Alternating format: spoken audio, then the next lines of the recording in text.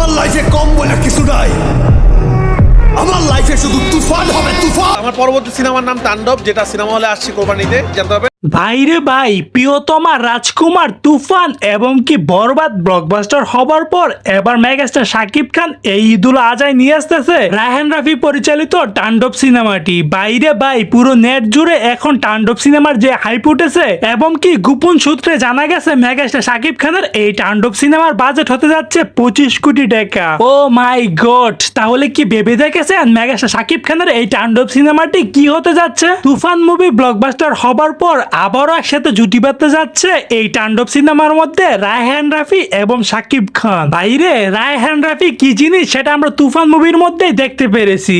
এবার চারদিকে যে গুঞ্জন উঠেছে তাণ্ডব সিনেমার বাজেট যদি হয় 25 কোটি টাকা, তাহলে কি হবে একবারও কি ইমাজিন করতে পেরেছেন? শাকিব খানের এই তাণ্ডব সিনেমাটি হতে যাচ্ছে মোস্ট অ্যাকশন এবং ভাইলেন্স সিনেমা।